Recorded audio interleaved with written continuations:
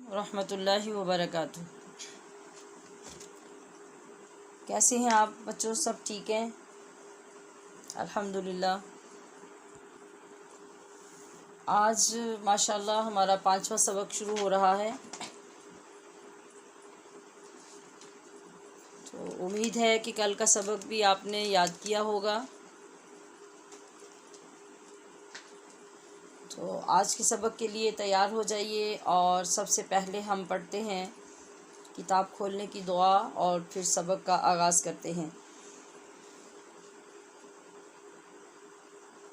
اللہم افتح علینا حکمتک وانشر علینا رحمتک یا ذا الجلال والاکرام۔ اے اللہ، ہم پر علم و حکمت کے دروازے کھول دے اور اپنی رحمت نازل فرما، اے عظمت و بزرگی والے۔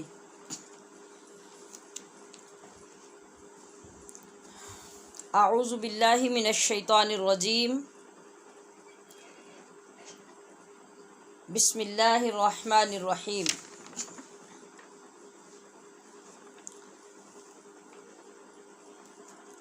گزشتہ سبق میں ہم نے وضو کرنے کا طریقہ اور وضو کے فرائض اور سنتیں، وضو کے مکروہات یاد کیے۔ اب وضو کرنے کا ہمیں اچھے سے معلوم ہو گیا، جو باتیں وضو کے دوران ناپسندیدہ ہیں ہم نے انہیں بھی سیکھ لیا۔ تو ماشاءاللہ اب ہم آگے چلتے ہیں کہ نماز کو ادا کیسے کرنا ہے۔ تو عزیز بچوں، نماز ادا کرنے کے لیے باقاعدہ نیت کی ضرورت ہوتی ہے، اور اس سے بھی پہلے ہم نے پچھلے سبق میں لباس کی نشاندہی بھی کی تھی کہ ہمارا لباس کیسا ہونا چاہیے۔ خاص طور پر آپ جو سب گرلز ہیں، آپ کا لباس اس طرح کہ جو مکمل سطر کو ڈھانپ رہا ہو، جیسا کہ بتایا تھا کہ آپ کے ٹراؤزرز، آپ کے پاجامے یا آپ کی شلواریں پنڈلیوں تک اونچی نہیں ہونی چاہیے، جیسا کہ آج کل عموماً دیکھنے کو ملتا ہے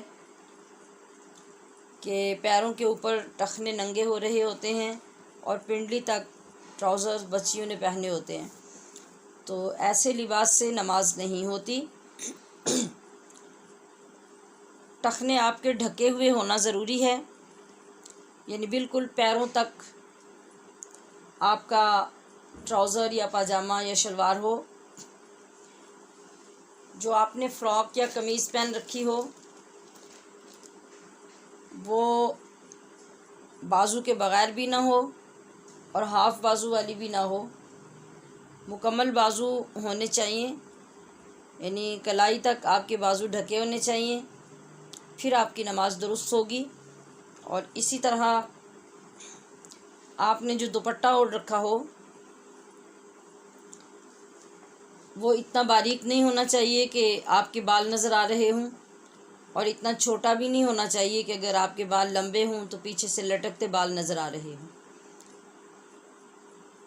اگر باریک دوپٹہ آپ نے اوڑھ رکھا ہو تو اسے لپیٹ کر ریپ کر کے لے لینا چاہیے تاکہ بال ڈھک جائیں اور ان کی سیاہی نظر نہ آئے۔ اس کے علاوہ آپ کا لباس پاک صاف بھی ہونا چاہیے۔ اب اس تیاری کے بعد وہ جگہ بھی پاک صاف ہونی چاہیے جہاں پر آپ نے نماز ادا کرنی ہے، وہ جائے نماز بھی پاک صاف ہونا چاہیے جس کے اوپر آپ نے کھڑے ہونا ہے۔ اب نیت کی جائے گی اور نیت کے ساتھ مکمل نماز ادا کریں گے۔ نیت کے بارے میں نے پہلے آپ کو بتایا تھا کہ اصل میں تو نیت ہوتی ہے دل کا ارادہ، کہ آپ دل میں ارادہ کریں کہ میں یہ کام کرنے لگی ہوں، اسی کو نیت کہتے ہیں۔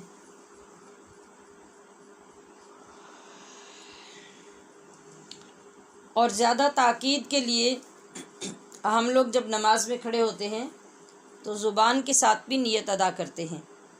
مثلاً آپ سنت پڑھیں گے تو سنت کا نام لے کے آپ نیت کریں گے، پھر وقت کا بتائیں گے، پھر سنتوں کی تعداد بتائیں گے، پھر آپ کی نیت مکمل ہوتی ہے اور آپ اللہ اکبر کہتے ہیں۔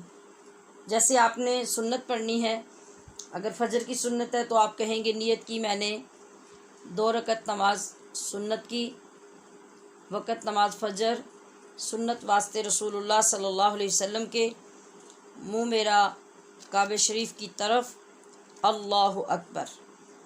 اسی طرح فرض پڑھیں گے تو آپ کہیں گے نیت کی میں نے 2 رکعت نماز فرض کی، وقت نماز فجر، فرض واسطے اللہ تعالیٰ کے، منہ میرا کعبہ شریف کی طرف، اللہ اکبر۔ ٹھیک ہو گیا؟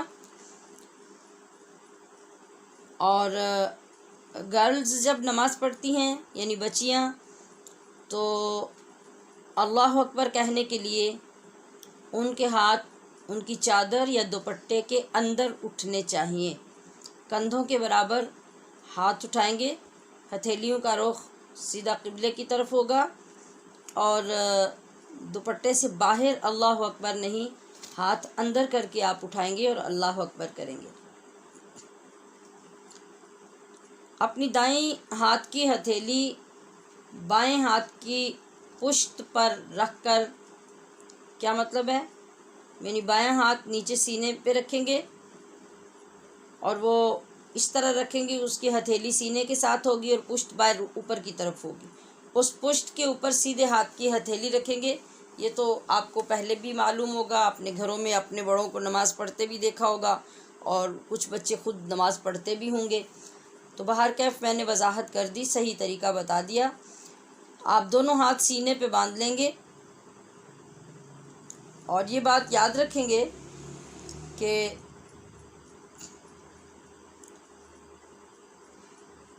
ہاتھ باندھتے ہوئے بھی آپ چادر کے اندر ہاتھ باندھیں گے، جس طرح آپ نے نیت چادر کے اندر ہاتھ رکھ کے کی تھی، اسی طرح ہاتھ باندھنے کے لیے بھی آپ ہاتھ اندر رکھیں گے۔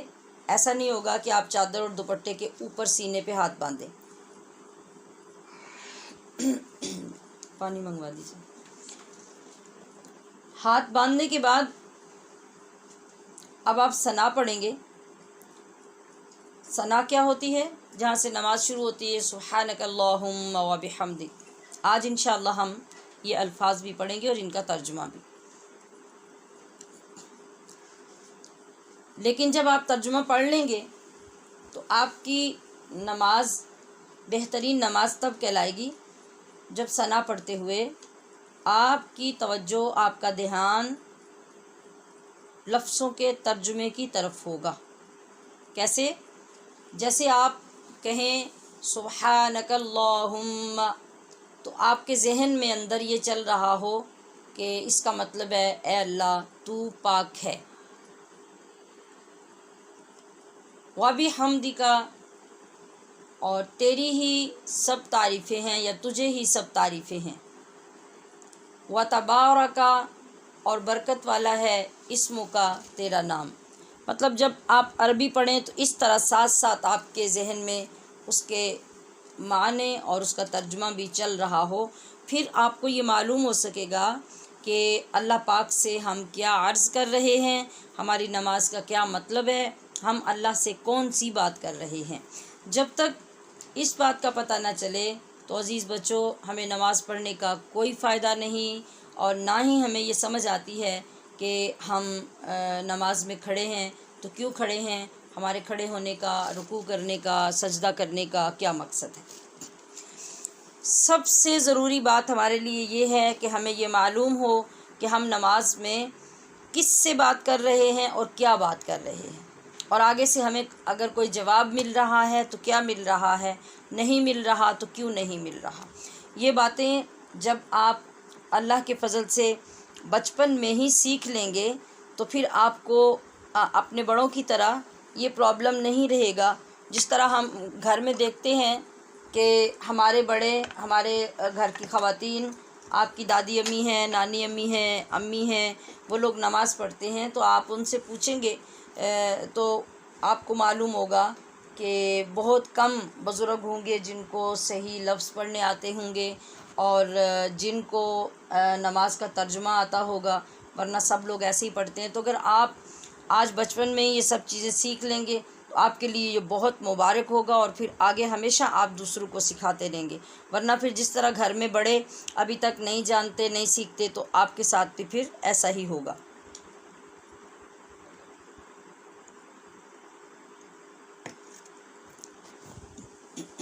جی، تو ہم نے اس انداز سے ثنا پڑھی، ثنا کا ترجمہ بھی ذہن میں رکھا، سارا خیال ہمارا اس بات کی طرف رہا کہ ہم نماز اللہ کی پڑھ رہے ہیں، اور جو کچھ بھی ہم کہہ رہے ہیں اللہ سن رہا ہے اور ہم اللہ کو سنا رہے ہیں۔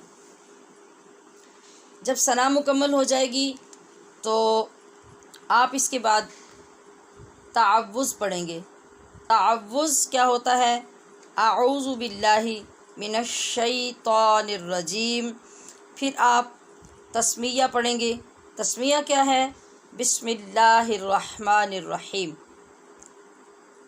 آپ نے یہ دو لفظ بولنے بھی سیکھنے ہیں۔ آپ نے اسے تعوذ نہیں پڑھنا، یہ درست لفظ کیا ہے؟ تعوذ، تعوذ۔ اور بسم اللہ شریف کو کیا کہتے ہیں؟ تسمیہ۔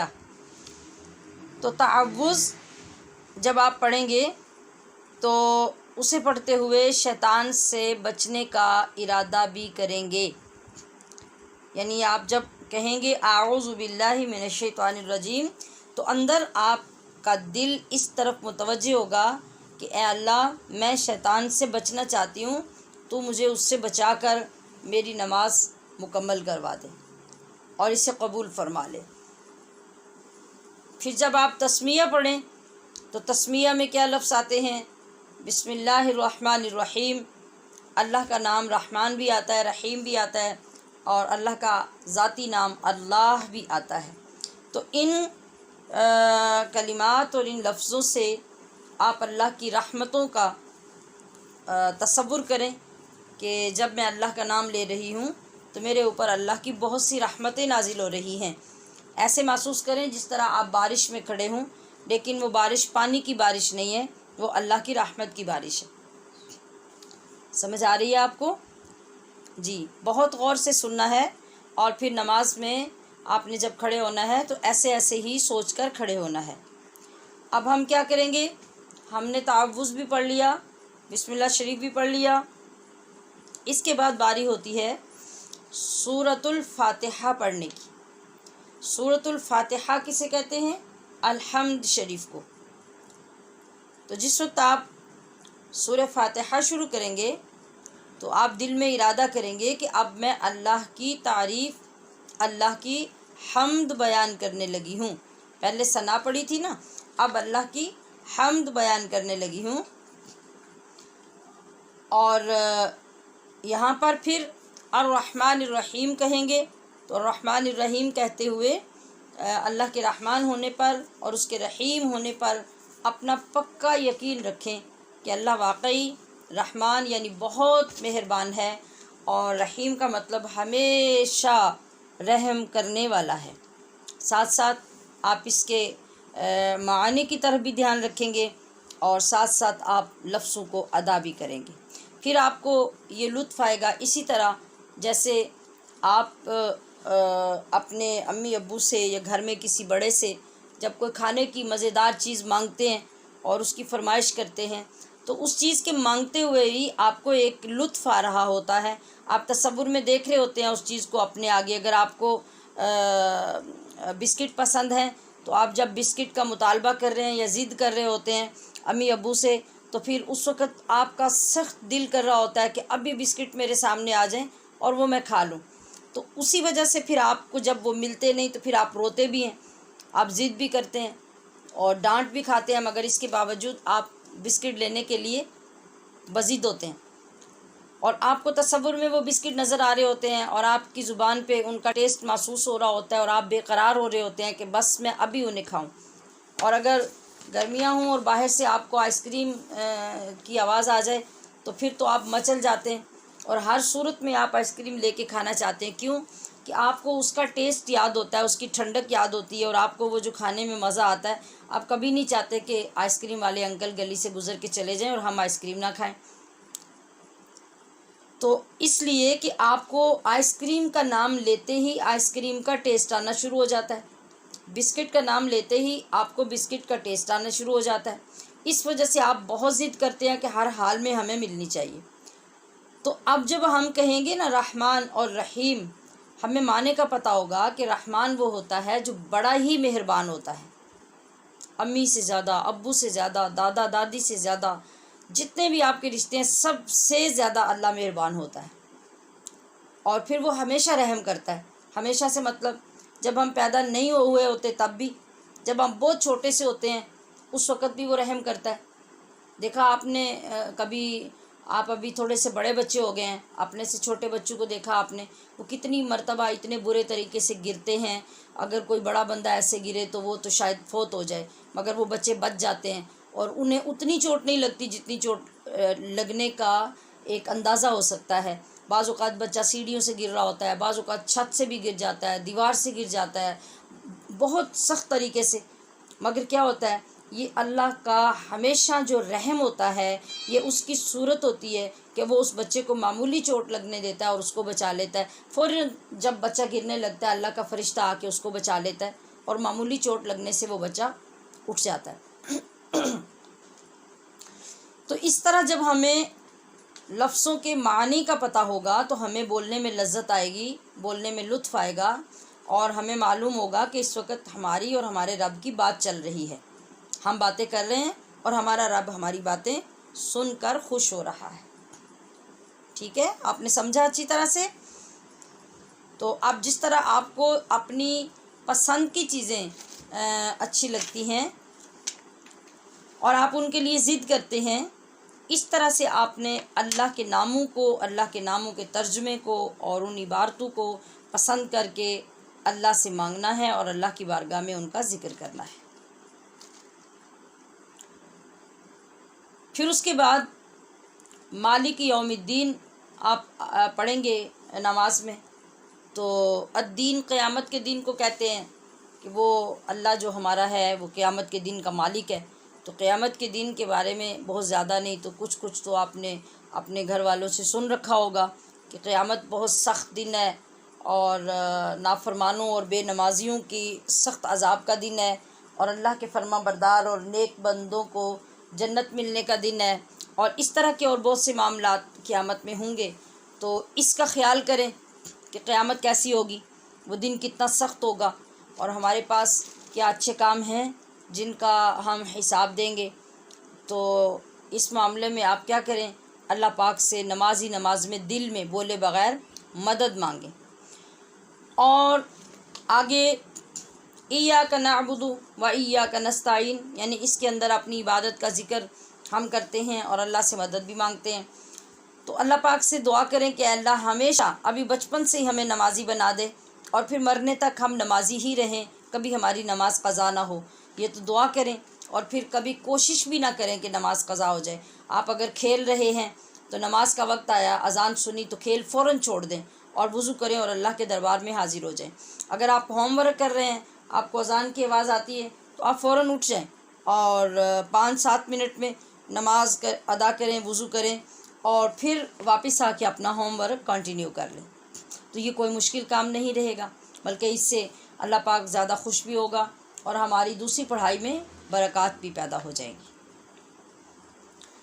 جب آپ سورہ فاتحہ مکمل کر لیں تو اس کے بعد پھر آگے کوئی اور سورت ملانی ہوتی ہے، خواہ وہ سورۃ اخلاص یعنی قل هو اللہ احد ہو یا کوئی اور سورت آپ کو آتی ہو تو وہ اس کے بعد پڑھیں گے. یہ پڑھنے کے بعد اللہ تعالیٰ کی تعظیم کے لیے ہم رکوع کرتے ہیں، تو آپ رکوع کریں گے. رکوع میں اپنی کمر جھکائیں گے، خود تو جھک جائیں گے مگر اللہ کی عظمت کا اعلان کریں گے. کیسے؟ آپ کہیں گے سبحان ربی العظیم، یہ 3 بار مکمل سکون سے رکوع کی حالت میں ہی کہیں گے.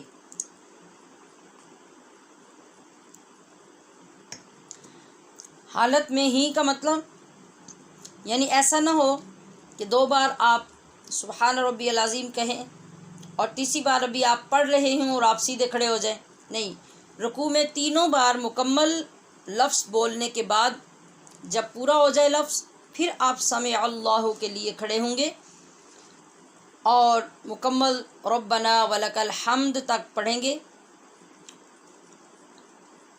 اب آپ دل میں یقین کریں گے کہ میں نے جو کچھ کہا ہے میرے رب نے وہ سن لیا ہے. یہ یقین کرنے کے بعد اب آپ اپنے آپ کو اور زیادہ جھکائیں گے، عاجز بنائیں گے، اور اس کا طریقہ ہوگا سجدہ. تو آپ بالکل زمین پر چلے جائیں گے اور اللہ کی بارگاہ میں سجدہ کریں گے، اور پھر پہلے سے بھی بڑی تسبیح بیان کریں گے اور کہیں گے سبحان ربی الاعلی. اب آپ نے 3 بار سجدے میں اسی طرح پڑھنا ہے. اور سجدہ آپ نے کرنا کیسے ہے؟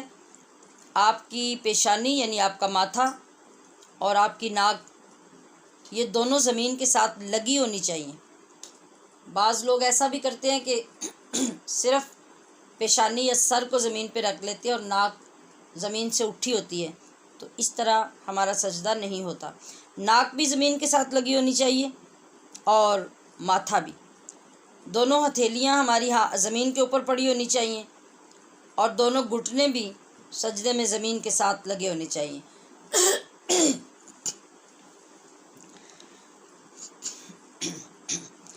عورت جب سجدہ کرتی ہے تو اس کا طریقہ یہ ہوتا ہے کہ سجدے میں اس کے دونوں پیر دائیں طرف نکلے ہونے چاہیے. جس طرح آپ کو بیٹھنے کا طریقہ بتایا جاتا ہے کہ دونوں پیر دائیں طرف نکال کر آپ بیٹھتے ہیں اور اس طرح سجدہ دیتے ہیں. تشہد میں بھی ایسے ہی بیٹھتے ہیں. سجدہ کرتے ہوئے اگر آپ کو کوئی تکلیف نہیں، اور آپ تو بچے ہیں ماشاءاللہ، آپ تو تندرست ہوتے ہیں اور کوئی ایسا پرابلم نہیں ہوتا.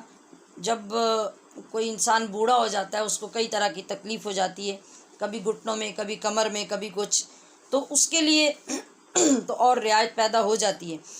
مگر آپ جو تندرست بچے ہیں، آپ کا افضل طریقہ سجدہ کرنے کا یہ ہے کہ دائیں طرف آپ دونوں پیر نکال کر بیٹھیں. آپ کا پیٹ آپ کی رانوں کے ساتھ چپکا ہونا چاہیے، اور ران آپ کی جو ہے، ران کون سی ہوتی ہے؟ یہ جو گھٹنے سے اوپر کا حصہ ہوتا ہے ٹانگ کا، اور یہ گھٹنے سے نیچے والا حصہ جو پنڈلی ہے اس کے ساتھ جڑی ہوئی ہو، اور آپ کی پنڈلی جو ہے وہ زمین کے ساتھ لگی ہوئی ہو. اس طرح آپ سجدہ کریں گے. یہ بچیوں کے لیے سجدے کا طریقہ ہے. اگر بچے نماز پڑھیں گے تو وہ بالکل اس کے الٹ ہوگا. یعنی آپ کے پیر جو ہیں وہ پیچھے سیدھے کھڑے ہوں گے، آپ کی انگلیوں کا رخ قبلے کی طرف ہوگا، اور آپ کا پیٹ آپ کی ران سے علیحدہ ہوگا، یعنی جدا ہوگا. یعنی اپنے پیٹ کو اٹھا کر آپ سجدہ کریں گے، جس طرح سے مسجد میں آپ دیکھتے ہیں کہ مرد حضرات سجدہ کرتے ہیں. آپ کی ران جو ہے یہ پنڈلی سے جدا ہوگی اور آپ کی پنڈلی زمین سے جدا ہوگی. مطلب آپ انگلیوں کے پیروں پر اپنا بوجھ ڈالیں گے، پیروں کے جو انگلیاں ہیں ان کو زمین کے ساتھ لگا کے کھڑا کریں گے اور ان کے اوپر آپ بوجھ ڈالیں گے. اور اس طرح آپ جب سجدے میں جائیں گے تو آپ کے بازو پھیلے ہوئے ہوں گے، اور آپ کی جو پنڈلیاں ہیں وہ چونکہ انگلیاں زمین سے اٹھی ہوئی ہیں اس وجہ سے پنڈلیاں بھی زمین سے اٹھی رہیں گی، گھٹنے ساتھ لگے ہوں گے زمین کے، اور پھر اوپر والا جو ٹانگ کا حصہ ہے وہ پنڈلیوں سے جدا ہوگا، اور پھر آپ کا جو پیٹ ہے وہ بھی رانوں سے جدا ہوگا. تو اس طرح مرد جو ہے وہ اپنے جسم کو کھول کر رکھے گا اور ایسے سجدہ کرے گا. تو بچے جو ہیں، یعنی اگر آپ کے ساتھ آپ کے کوئی بھائی بیٹھے سن رہے ہیں سبق، تو وہ ان دونوں فرقوں کو یاد رکھ لیں.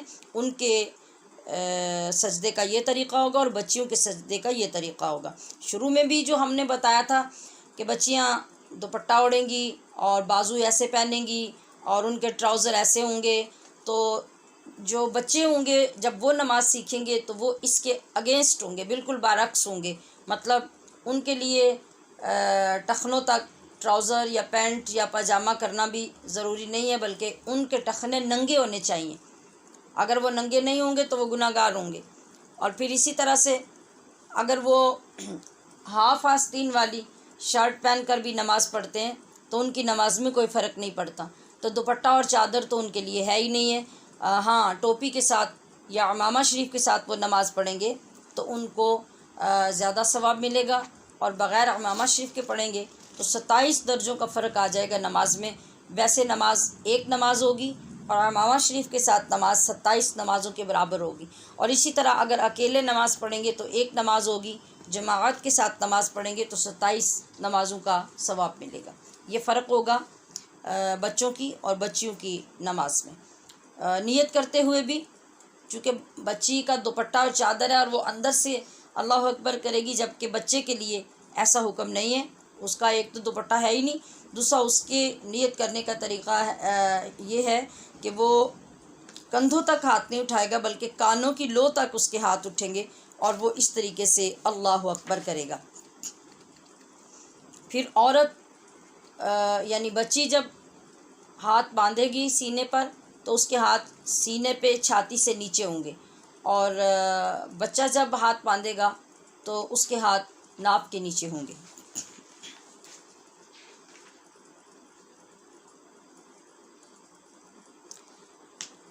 جی، اب ہم سجدے تک پہنچے تھے۔ سجدے کے بعد کیا کرنا ہے؟ جب آپ نے 3 بار سبحان ربی الاعلیٰ اچھے طریقے سے پڑھ لیا، مکمل کرنے کے بعد آپ سجدے سے سر اٹھائیں گے، دونوں سجدوں کے درمیان آپ قعدہ کریں گے، یعنی جلسہ کریں گے، اور دوبارہ پھر آپ دوسرے سجدے میں جائیں گے۔ دوسرا سجدہ بھی اسی طریقے سے کریں گے، اور اس کے مکمل ہو جانے کے بعد آپ دوسری رکعت کے لیے کھڑے ہو جائیں گے، بسم اللہ شریف کے ساتھ آپ دوسری رکعت دوبارہ شروع کریں گے، اور اسی طرح پڑھتے ہوئے دوسری رکعت میں التحیات میں بیٹھیں گے۔ اگر آپ کی نماز 4 رکعت والی ہے تو پھر آپ اشہد ان لا الہ الا اللہ مکمل پڑھنے کے بعد تیسری رکعت کے لیے کھڑے ہو جائیں گے، اور اگر آپ نفل یا غیر مؤکدہ سنتیں پڑھ رہے ہیں تو پھر آخر تک آپ التحیات پڑھیں گے، اور تیسری رکعت میں سبحانک اللہم سے شروع کریں گے۔ اگر فرض اور واجب پڑھ رہے ہیں تو پھر آپ تیسری رکعت بسم اللہ الرحمن الرحیم الحمدللہ رب العالمین سے شروع کریں گے۔ یہ فرق سمجھ لیا آپ نے؟ اسے دوبارہ بھی دہرا لیجئے اور سنا بھی لیجئے، سن بھی لیجئے، تاکہ اچھی طرح آپ کو یاد ہو جائے۔ اب جب آپ التحیات کے لیے بیٹھیں گے، اس کو کہا جاتا ہے تشہد۔ کیا لفظ بولا میں نے؟ تشہد، جی۔ تو اس کے لفظوں پر بھی باقی نماز کی طرح آپ غور کریں گے کہ تحیات کا معنی کیا ہے۔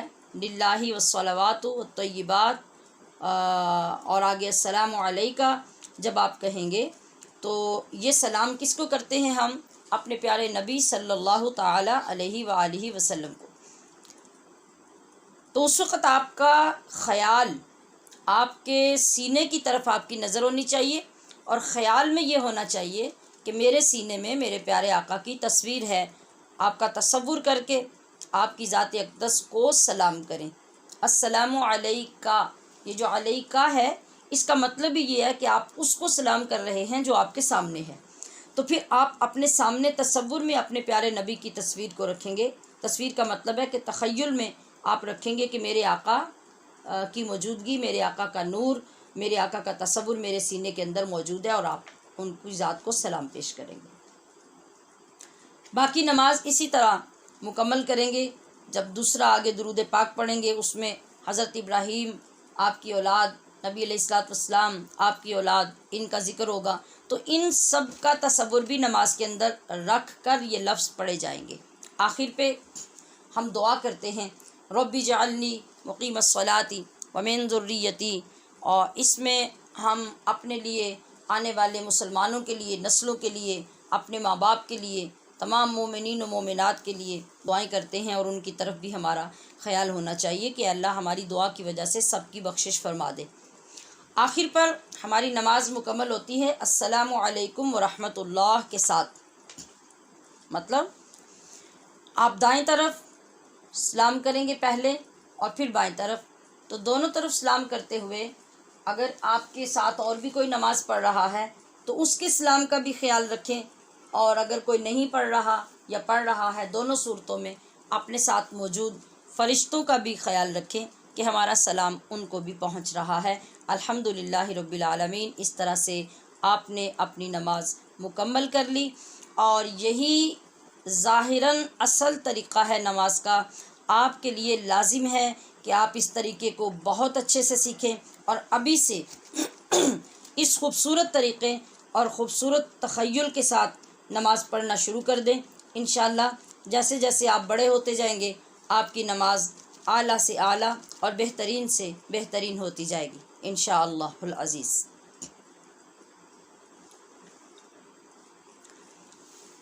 جی اب ہمارے پاس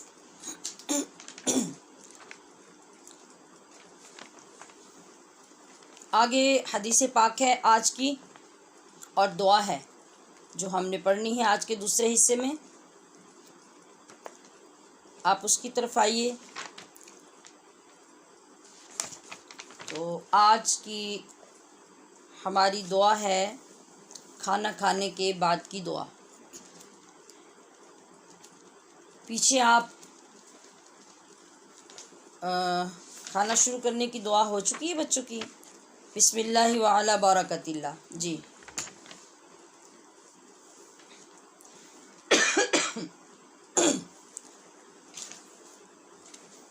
تو کھانا جب مکمل ہو جائے تو پھر بھی ہمارے نبی صلی اللہ علیہ وسلم نے ہمیں دعا پڑھنے کا حکم دیا۔ آپ خود بھی دعا پڑھتے تھے اور آپ نے اپنی امت کو بھی سکھایا۔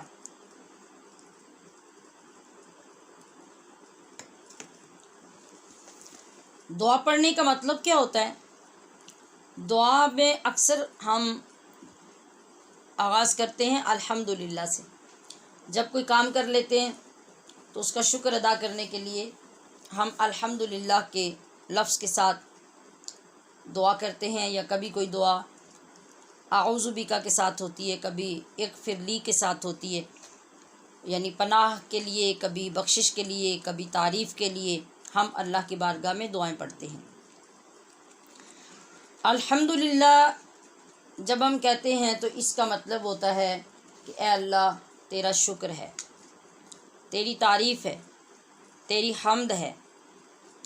تو اب جب ہم کھانا کھائیں گے تو پھر ہم کس انداز کی جی کھانا کھانے کے بعد کی ہم جو دعا پڑھیں گے اس میں ہم شکر ادا کریں گے کہ اللہ پاک نے ہمیں کھانا کھلایا۔ دیکھیں جب ہمیں گھر سے کسی غلط کام پہ ڈانٹ پڑتی ہے یا امی ابو ہم سے ناراض ہو جاتے ہیں، ہم نے بہت بڑا قصور یا غلط کام کیا ہو، تو کبھی کبھی سزا کے طور پہ امی کہہ دیتی ہیں کہ آج آپ کو کھانا ہی نہیں ملے گا، کیونکہ آپ نے یہ غلط کام کیا، یہ نافرمانی کی، میری بات نہیں مانی، تو آج آپ کو کھانا نہیں ملے گا۔ لیکن آپ نے دیکھا کہ ہمارا اللہ اپنے بندوں سے کتنا پیار کرتا ہے، وہ کتنا مہربان ہے۔ ہم ہر وقت اس کی نافرمانی کرتے ہیں، گناہ کرتے ہیں، اس کی باتیں نہیں مانتے، کبھی غلط لباس پہن کے اس کی بات نہیں مانتے، کبھی غلط کام کر کے اس کی بات نہیں مانتے، کبھی وقت ضائع کر کے اور نماز قضا کر کے اس کی بات نہیں مانتے، کبھی اس کا پاک کلام جو ہمارے پاس ہے اس کی تلاوت نہ کر کے ہم اس کی بات نہیں مانتے۔ اس نے حکم دیا کہ اپنے ماں باپ کا ادب و احترام کرو، ہم وہ کبھی نہ کر کے اس کی بات نہیں مانتے، تو پھر اب کتنی غلطیاں ہماری روز کی ہوتی ہیں۔ اس کے باوجود دیکھیے کہ ہمارا اللہ ہمیں کبھی بھی یہ نہیں کہتا کہ چلے جاؤ، میری دنیا سے باہر نکل جاؤ، اب تمہیں کھانا نہیں ملے گا، پینے کو کچھ نہیں ملے گا۔ وہ ہمیشہ 3 وقت میں ہمیں کھانا بھی دیتا ہے اور پینے کے لیے بھی دیتا ہے اور باقی نعمتیں بھی دیتا ہے۔ تو پھر یہ ہمارے اوپر فرض ہے کہ ہم اس کی ملنے والی نعمتوں پر اس کا شکر ادا کریں، اس کی حمد کریں۔ تو یہی خوبصورت طریقہ ہمارے پیارے نبی صلی اللہ علیہ وسلم نے ہمیں سکھایا کہ جب کھانا کھا لو تو ایک تو یہ کہ اس نے بغیر محنت کے آپ کو کھانے کے لیے حلال چیز دی، اس پہ شکر کرو۔ دوسرے، اللہ نے آپ کو صحت عطا کی کہ آپ اپنے اعضاء کے ساتھ ٹھیک طریقے سے کھانا کھا سکتے ہیں۔ آپ بیمار نہیں ہیں کہ آپ روٹی نہ کھا سکیں، سالن نہ کھا سکیں۔ آپ کو اللہ پاک نے دانت عطا کیے ہیں، آپ ان سے چبا کر ٹھیک طریقے سے کھانا کھا سکتے ہیں۔ آپ کی غذا کی نالی اللہ پاک نے درست بنائی جس کے اندر سے کھانا سہولت سے گزر سکتا ہے۔ آپ کا معدہ ٹھیک ہے، آپ کھانا ہضم کر سکتے ہیں۔ تو کتنے کام ہیں، کتنی باتیں ہیں جن پر ہمارے اوپر واجب ہے کہ ہم اپنے اللہ کا شکر ادا کریں۔ اگر ہمارے دانت چبا نہ سکتے، اگر خدا نہ خواستہ ہماری غذا کی نالی میں کوئی پرابلم ہوتا، ہمارے حلق سے کھانا نہ نیچے اترتا، ہم پانی نہ پی سکتے، پھر کیا ہوتا؟ تو یہ جب بچپن سے ہی ہم سوچنا شروع کر دیں گے کہ یہ سب چیزیں اللہ کے فضل سے ہمیں ملتی ہیں اور اللہ کا بہت احسان ہوتا ہے ہمارے اوپر، تو اس کو یاد کر کے کھانا کھانے کے بعد ہم ہر روز یہ دعا پڑھا کریں تو اللہ پاک ہمیں پہلے سے بھی زیادہ اچھی نعمتیں عطا کرے گا۔ چلیے اس دعا کو پڑھتے ہیں۔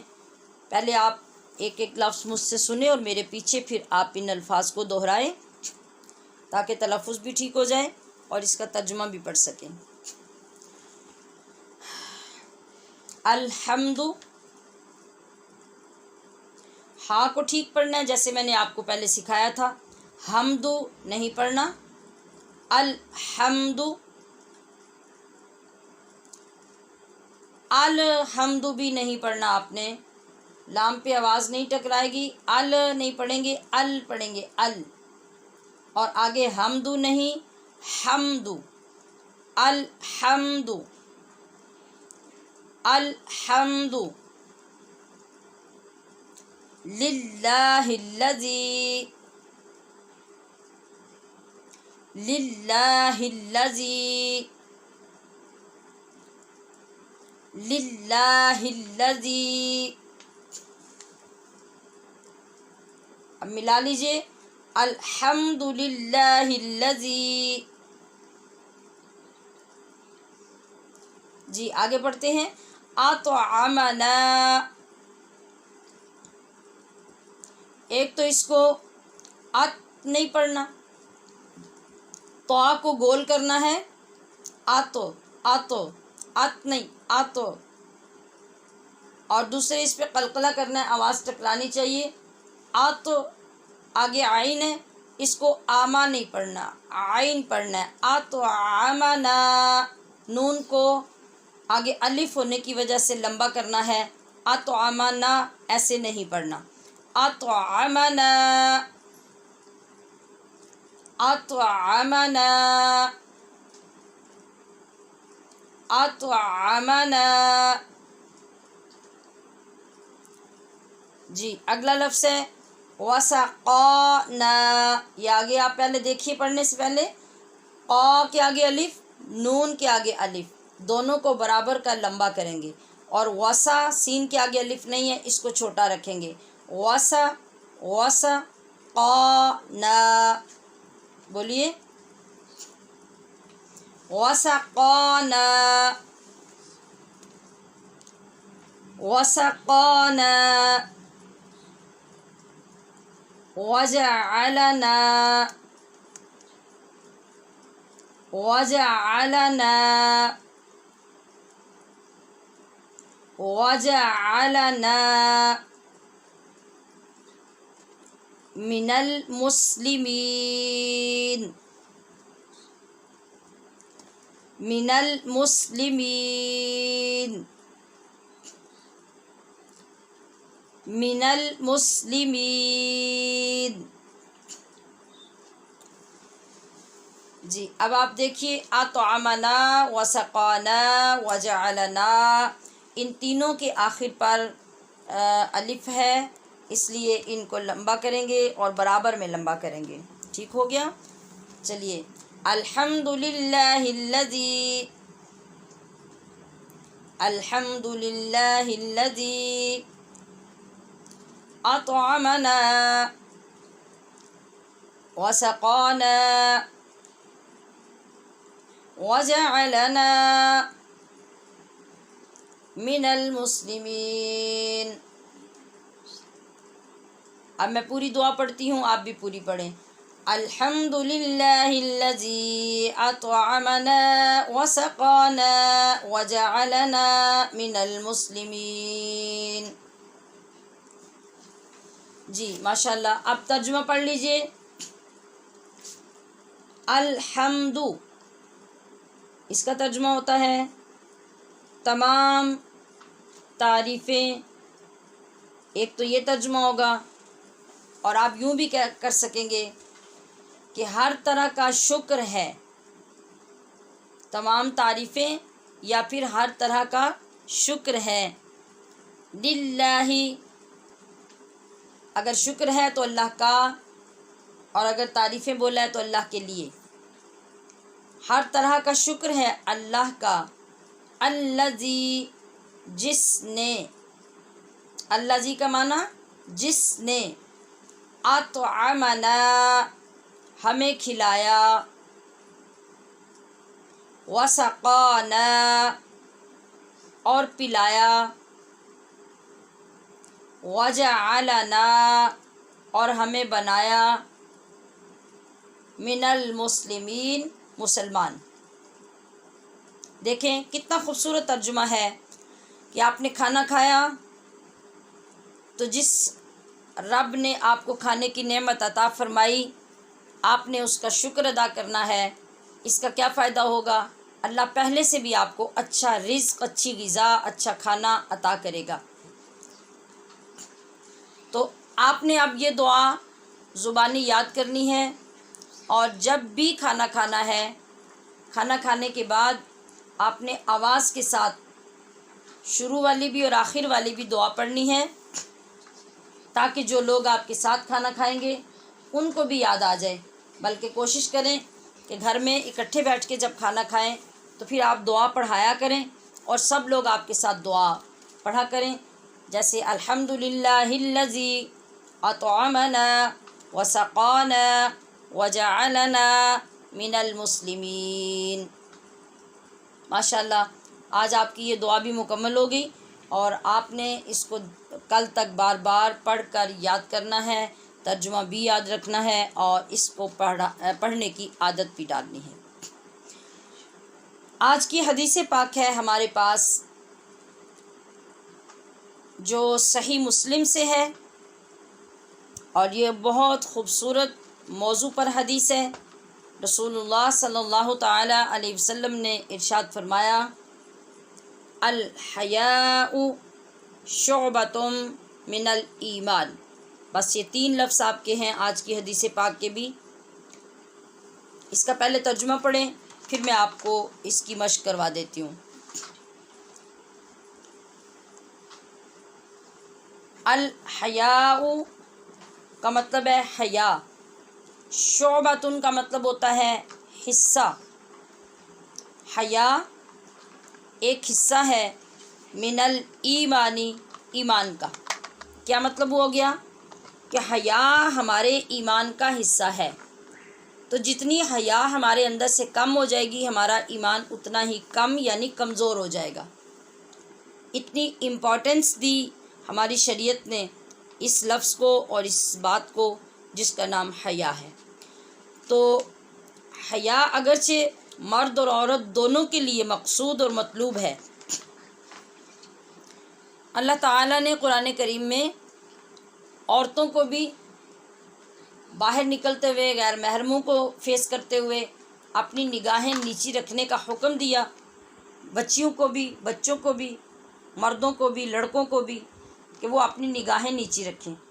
لیکن عورت جو ہے اس پر ایکسٹرا حکم یہ نازل ہوا کہ نگاہیں نیچی رکھنے کے ساتھ ساتھ وہ اپنے آپ کو ڈھانپ کر، اپنے آپ کو چھپا کر، پردے میں لے کر باہر نکلے، کہ یہ اس کے اوپر واجب ہے۔ اگر اس پر غیر محرم لوگوں کی نظریں پڑیں گی تو وہ سخت گناہ گار ہوگی، اور جو اعضاء غیر مرد دیکھیں گے وہ دوزخ کا ایندھن بنیں گے۔ یہ احکام بچی کے بالغ ہونے کے ساتھ شروع ہو جاتے ہیں۔ جب تک بچی بالغ نہیں ہوتی اس وقت تک تو شریعت اس کو پابند نہیں کرتی۔ بالغ ہونے کے ساتھ چونکہ بچی کے اندر ایک شعور پیدا ہو جاتا ہے، سمجھ بوجھ پیدا ہو جاتی ہے، اس سے مرد اور عورت کی پہچان ہونے لگ جاتی ہے، اپنے اور غیر رشتے کے اندر امتیاز ہونے لگ جاتا ہے۔ اس لیے ضروری ہو جاتا ہے کہ اس وقت وہ زیادہ سے زیادہ حیا کے ساتھ، شرم کے ساتھ، پردے کے ساتھ باہر نکلے۔ تو آپ صلی اللہ تعالی علیہ وسلم نے یہ بھی فرمایا کہ جس شخص کے اندر حیا نہ رہی، ہمارا اس کے ساتھ کوئی حصہ نہ رہا، پھر وہ جو چاہے کرتا پھرے۔ یعنی حیا اتنی ضروری ہے ہمارے ایمان کے لیے، ورنہ پھر نبی علیہ الصلوۃ والسلام بھی اپنا ذمہ اٹھا لیتے ہیں۔ تو آئیے اب یہ پڑھیے، اور آج کے بعد کیا سبق ہوگا اس کے لیے حدیث پاک کے لیے آپ میں، کہ آپ بغیر سکارف کے، بغیر دوپٹے کے گھر سے باہر نہیں نکلیں گے۔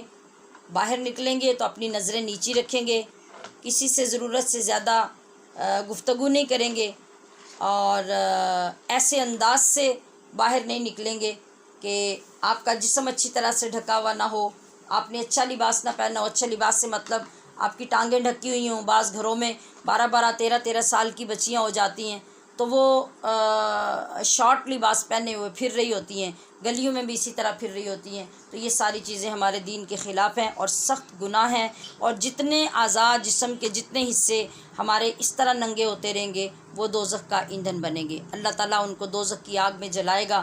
لہٰذا ان باتوں کو ساتھ سیکھنا بھی ہے اور حدیث پاک کو یاد بھی کرنا ہے۔ آئیے پڑھیے، الحیاء الحیاء شعبۃ من الایمان، الحیاء شعبۃ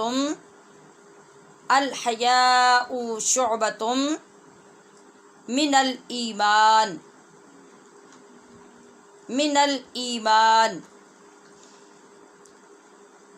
حیا ایمان کا ایک حصہ ہے، یعنی ایمان سے جدا نہیں ہے، لہٰذا اس کا بہت اہتمام کرنا ہے، اس کو بہت سمجھنا ہے اور یاد رکھنا ہے۔ جی یہ 2 حصے الحمدللہ ہمارے سبق کے مکمل ہو گئے۔ آپ تیسرے حصے کی طرف بڑھتے ہیں۔ ہمارے سبق کے مکمل ہو گئے، نورانی قاعدہ پڑھیں گے ہم تیسرے حصے کی طرف بڑھتے ہیں۔ آج ہمارا سبق ہوگا نورانی قاعدہ پڑھیں گے نمبر 4۔ آج ہمارا سبق ہوگا تختی نمبر 4 سے، جس میں حرکات بیان کی گئی ہیں۔ اس لفظ کو کیسے پڑھنا ہے؟ حرکات نہیں، حرکات، حرکات، حرکات حرکت کی جمع ہے، اور حرکت کہتے ہیں زبر زیر پیش کو۔ زبر زیر پیش اردو میں کہتے ہیں، اور عربی میں زبر کو فتحہ، زیر کو کسرہ اور پیش کو ضمہ ضاد کے ساتھ کہتے ہیں۔ عام اردو انداز میں ہم اس کو ضمہ بھی بول لیتے ہیں۔ زبر زیر پیش یعنی فتحہ، کسرہ اور ضمہ یا ضمہ۔ تو پڑھنے میں ان کی آواز کیسے ہوگی اور ہم ان کو کس طرح ادا کریں گے، میں آپ کو اس کے پڑھنے کا طریقہ بھی عرض کر رہی ہوں اور پھر آپ کو اندازہ بھی بتا رہی ہوں۔ زبر کی آواز اوپر کی طرف ہوتی ہے اور منہ کھول کر ادا ہوتی ہے۔ زیر کی آواز نیچے کی طرف آتی ہے اور پیش کی آواز گول ہوتی ہے۔ سمجھ لیا آپ نے؟ پڑھنے کا طریقہ ہے، یہ جو سب سے پہلے ہمارے تختی نمبر 4 پہ حرف ہے، اس کو آپ الف پڑھتے ہیں، ہے نا؟ یعنی قاعدے میں، اردو میں، کتاب میں جہاں بھی پڑھا الف پڑھا۔ تو اگر اس کے اوپر زبر، نیچے زیر اور پیش اوپر نہ ہو تو یہ الف ہی ہوتا ہے، مگر جب ان کے اوپر زبر زیر پیش آ جائیں تو پھر عربی قاعدے کے مطابق یہ الف نہیں رہتا، یہ حمزہ بولا جاتا ہے۔ کیا بولا جاتا ہے؟ یہ حمزہ بولا جاتا ہے۔ تو اس کو ہم یوں پڑھیں گے، حمزہ زبر آ، حمزہ زیر ای، حمزہ پیش او۔ اس کو پڑھنے کے لیے حمزہ زبر آ، حمزہ زیر ای، حمزہ پیش او آپ پڑھیں گے تو یہ غلط ہو جائے گا۔ آپ کی آواز کتنی لمبی ہوگی؟ آپ اپنی ہاتھ کی مٹھی بند کیجئے اور شہادت کی انگلی کی طرف خیال رکھیے۔ جب آپ نے کہنا ہے حمزہ زبر آ، تو آپ نے اس مٹھی کی شہادت کی انگلی کو کھول لینا ہے بند مٹھی سے، اور تیزی سے جیسے ایک دم سے انگلی کھولتے ہیں ایسے کھولنا ہے، اور جتنی دیر میں انگلی کھلنی ہے اتنی ہی مقدار زبر کی ہوگی۔ اب دوبارہ پڑھیے، مٹھی بند کیجئے اور حمزہ زبر آ کہتے ہوئے تیزی سے شہادت کی انگلی کھول دیجئے۔ حمزہ زبر آ۔ اب جب میں حمزہ زیر ای کہوں گی تو اتنی تیزی سے اس انگلی کو بند کرنا ہے۔ حمزہ زیر ای۔ اب جب میں حمزہ پیش او کہوں گی تو پھر اس کو تیزی سے کھول دینا ہے۔ حمزہ پیش او۔ اب میں بغیر جوڑ کے پڑھوں گی، آپ ہر آواز کے ساتھ انگلی بند کریں گے اور کھولیں گے جیسے پہلے کیا۔ حمزہ زبر آ بند ہو گئی، اب کھولیں گے حمزہ زیر ای، اب اس کو پھر بند کریں گے حمزہ پیش او، اب پھر کھولیں اور بند کریں گے آ ای او، پھر مشق کریں آ ای او۔ ہر حرف کے لیے اگر انگلی بند ہے تو کھولیں، اگر کھلی ہے تو بند کریں۔ آ ای او، آ ای او۔ ہا زبر ہا، ہا زیر ہی، ہا پیش ہو، ہا ہی ہو، ہا ہی ہو۔ آگے چلیے، عین زبر آ، عین زیر آئی، عین پیش عو، اسی طرح انگلی بند کرنی اور کھولنی ہے۔ اب آ عی او، آ عی او، آ عی او، اس سے لمبی آواز نہیں ہونی چاہیے۔ آگے ہا زبر ہا، ہا زیر ہی، ہا زیر ہا پیش ہو، ہا ہی ہو، ہا ہی ہو۔ جی آپ کو یقیناً سمجھ آ گئی ہوگی کہ ہم نے اس کو کتنا لمبا کرنا ہے۔ اس سے لمبی آواز بالکل بھی زبر زیر پیش کی نہیں ہونی چاہیے۔ آگے والا حرف بھی ہم پڑھ لیتے ہیں، غین، غین جیسے ہم نے لمبا کر کے پیچھے پڑھا تھا، غین زبر غ، غین زیر غی، غین پیش غو، غ غی غو، غ غی غو۔ اس کی آواز رگڑ کے ساتھ بھی ہے اور پر بھی ہے، غا نہیں پڑھنا، غا غا، غا غی غو۔ اس کے ساتھ والا حرف خا، خا زبر خا، خا زیر خی، خا پیش خو، خا خی خو۔ آگے ہے دو نقطوں والا قاف جو موٹا قاف کہلاتا ہے اور حلق کے اندر ٹکرا کی آواز نکلتی ہے، قاف زبر قا، اس کو لمبا بھی کرنا ہے، قاف زبر قا، قاف زیر قی،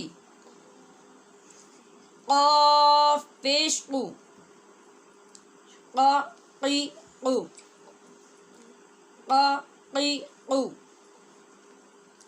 کیف، اب یہ باریک کاف ہے، کاف زبر کا، کاف زیر کی، کاف پیش کو، کا کی کو، کا کی کو۔ اس سے لمبی آواز بالکل نہیں ہوگی۔ ٹھیک ہے، یہ 3 لائنیں میں نے آپ کو پڑھائیں، آپ نے ان کو بہت اچھے سے مشق کے ساتھ 20 بار کم از کم آپ مشق کریں، مطلب 10 دفعہ بھی کر لیں، 10 دفعہ شام کو کر لیں، بے شک 10 دفعہ کل کر لیں، لیکن بہت اچھے سے پڑھیں۔ آئیے ہم ایک مرتبہ ایک تو مخرج دیکھ لیتے ہیں، دوسرے ان کی آواز بغیر جوڑ کے پڑھتے ہیں۔ یہ جو شروع کے 2 لفظ ہیں ان پہ نشان لگا لیں، ان دونوں کا مخرج ایک ہے، حمزہ اور ہا، اور یہ ہے حلق کا آخری حصہ، اس کو بولتے ہیں انتہائے حلق۔ حلق کا آخری حصہ جہاں سے حمزہ اور ہا ادا ہوتے ہیں، یہ آخری حصہ کون سا ہے؟ جو سینے کی طرف ہے۔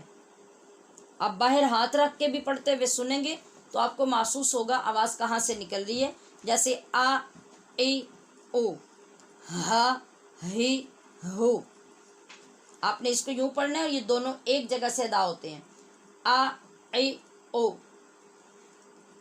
ہا ہی ہو، آ ای او، ہا ہی ہو۔ اب چلتے ہیں اگلے دو حرفوں کی طرف، عین اور ہا، یہ دونوں اس سے تھوڑا سا اوپر وسط حلق یعنی حلق کے درمیان سے ادا ہوتے ہیں۔ کہاں سے؟ حلق کے درمیان سے۔ یہ جو حلق کا آخر تھا اس سے تھوڑا سا اوپر آ جائے گا منہ کی طرف۔ اب ہم پڑھیں گے آ عی او، آ عی او، آ عی او، ہا ہی ہو، ہا ہی ہو، ہا ہی ہو۔ جی آگے پھر دو حرف غین اور خا، یہ ایک جگہ سے ادا ہوں گے، ان کے لیے تھوڑا سا اور اوپر آ جائیں۔ یہ جو زبان کی جڑ کے ساتھ والا حصہ آگے ہوتا ہے نیچے حلق کا پہلا حصہ، اس کو حلق کا شروع بھی کہتے ہیں اور حلق کی ابتدا بھی کہتے ہیں۔ تو یہ دونوں حرف ایک جگہ سے ادا ہوں گے، غا غی غو، ایک تو یہ پور ہوں گے، دوسرے دونوں کے لیے حلق میں رگڑ پیدا ہوگی، غا غی غو، غا غی غو، غا غی غو، خا خی خو، خا خی خو، خا خی خو۔ ہاں جی، یہ 6 حرف ہم نے پڑھے، ان کے 3 مخرج ہیں، 2 حلق کا آخری حصہ، 2 حلق کا درمیانی حصہ اور 2 حلق کا شروع کا حصہ۔ اب آگے ہے قاف۔ قاف ہے زبان کی جڑ اور تالو کا نرم حصہ جہاں سے آواز ٹکرا کے نکلتی ہے، تو یہ آواز پیدا ہوتی ہے قا قی قو، قا قی قو، قا قی قو۔ اس کے بالکل ساتھ تالو کا سخت حصہ اور زبان کی جڑ۔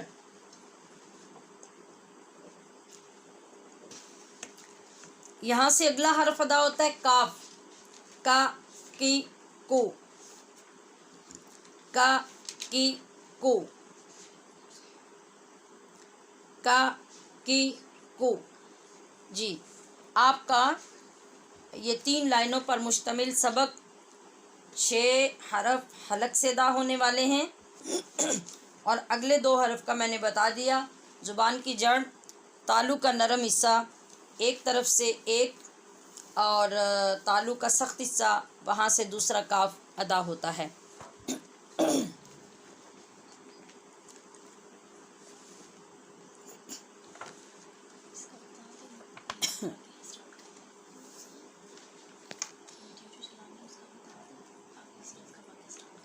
نہیں، ابھی آج ہم تھوڑا سا نماز کا سبق پڑھیں گے، آپ اس کو آج شروع کیجئے، کیونکہ اس کے ٹھیک ہونے کے ساتھ آپ کی نماز ٹھیک ہوگی۔ جو آغاز میں نے آج آپ کو بتایا ہے آپ وہ ٹھیک کر لیں، اس کا ترجمہ بھی پڑھ لیں۔ تو آج پھر سیرت کا سبق جو ہے اس کی جگہ پہ ہم آج یہ پڑھیں گے۔ چلیے، سبحانک اللہم،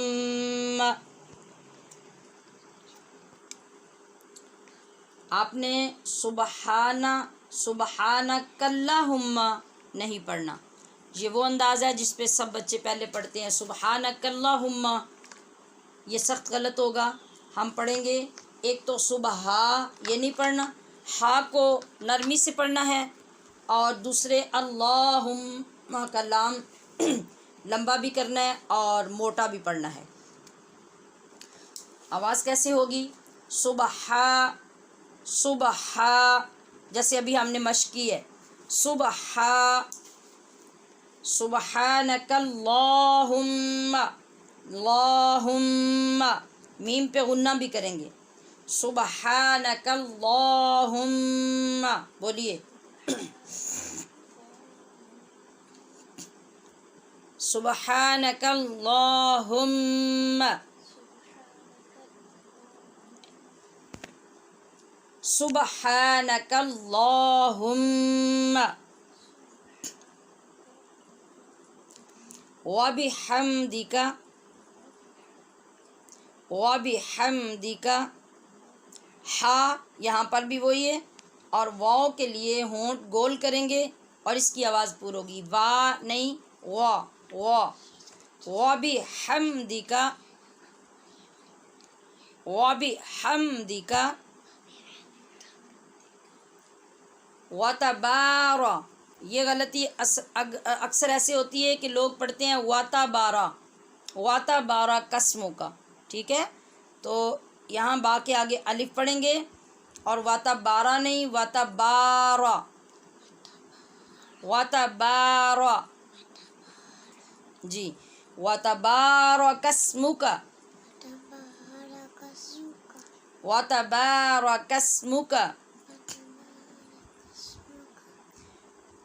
وتعالی، یہاں پر بھی غلطی ہوتی ہے، وتعالی لوگ پڑھتے ہیں زیادہ طور پہ، تو یہ دو غلطی ہیں، وتعالی نہیں، وتعا الف ہے آگے اور لا کھڑی زبر ہے، دونوں کو لمبا کریں گے، وتعالی،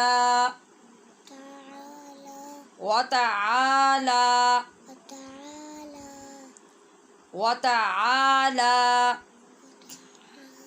جدک، جدک، جدک، ولا الہ، ولا الہ، ولا الہ غیرک، غین کو موٹا پڑھنا ہے اور حلق میں رگڑ کی آواز پیدا ہو، غی نہیں، غی، غیرک، غیرک، غیرک، سبحانک اللہم وبحمدک وتبارک اسمک وتعالی جدک ولا الہ غیرک سبحانک اللہم وبحمدک، پڑھیے، سبحانک اللہم وبحمدک وتبارک اسمک وتعالی جدک، یہ میں آپ کی آسانی کے لیے رک رہی ہوں کہ آپ ٹھیک پڑھ سکیں، وتبارک اسمک وتعالی جدک ولا الہ غیرک، ولا الہ غیرک۔ چلیں، اگر آپ سارا اکٹھا نہ پڑھ سکیں تو اتنی اتنی جگہ پہ وقف کر کے پڑھ لیں، یہ زیادہ اچھا پڑھا جائے گا، سارا پڑھنا بھی چاہیں تو میں وہ بھی پڑھ دیتی ہوں، سبحانک اللہم وبحمدک وتبارک اسمک وتعالی جدک ولا الہ غیرک، لیکن اتنا لمبا پڑھتے ہوئے آپ بے وقت اور بے جگہ جب وقف کریں گے تو وہ غلط ہو جائے گا، سانس ٹوٹے گی، لہٰذا چاہیں تو 3 بار جیسے میں نے پہلے بولا ایسے سانس لے کے وقف کر کے پڑھ لیں، چاہیں تو 2 بار پڑھ لیں، 2 بار کیسے؟ سبحانک اللہم وبحمدک وتبارک اسمک وتعالی جدک ولا الہ غیرک، یہ زیادہ اچھا ہے، سبحانک اللہم وبحمدک وتبارک اسمک وتعالی جدک ولا الہ غیرک، اعوذ باللہ من الشیطان الرجیم، بسم اللہ الرحمن الرحیم۔ یہاں تک آپ کا سبق ہو گیا، جو تلفظ کے ساتھ، مخرج کے ساتھ، مشق کے ساتھ آپ یاد کریں گے۔ اب آ جائیے ترجمے کی طرف۔ سبحانک کا مطلب ہوتا ہے، سبحان کا مطلب ہوتا ہے پاک، کا مطلب ہے تو۔ کون تو؟ اللہم، اے اللہ۔ سبحان کا معنی پاک، کا معنی تو، اللہم اے اللہ، پاک ہے تو اے اللہ۔ وبحمدی، اور سب تعریفیں ہیں، کا تجھے ہی، اور سب تعریفیں ہیں کا تجھے ہی۔ اور تبارکا، برکت والا، بڑا برکت والا ہے، تبارکا اور بڑا برکت والا ہے، اسمو کا تیرا نام، وتعالی اور بڑی بلند ہے، اور بڑی بلند ہے، جدو کا تیری شان،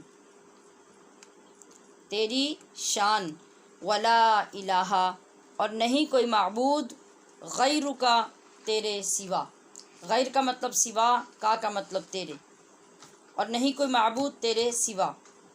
اور اعوذ باللہ من الشیطان الرجیم، اعوذ کا مطلب ہے پناہ مانگتی ہوں میں، باللہ اللہ کی، من سے، الشیطانی شیطان یعنی شیطان سے، الرجیم جو مردود ہے۔ بسم اللہ الرحمن الرحیم، بسم اللہ اللہ کے نام سے شروع، اللہ کے نام سے شروع، الرحمن جو بڑا مہربان، الرحیم نہایت رحم والا ہے۔ جی یہ آپ کے سبق آج کے مکمل ہو گئے الحمدللہ، اور بہت اچھے سے یاد کیجئے، میں بار بار یہ تاکید کر رہی ہوں۔ اللہ پاک ہم کو بہت اچھی اور بہت پرہیزگاری کے ساتھ نماز سیکھنے اور پڑھنے کی توفیق عطا فرمائے۔ والسلام علیکم ورحمۃ اللہ وبرکاتہ۔ سبحانک اللہم وبحمدک، اشہد ان لا الہ الا انت، استغفرک واتوب الیک۔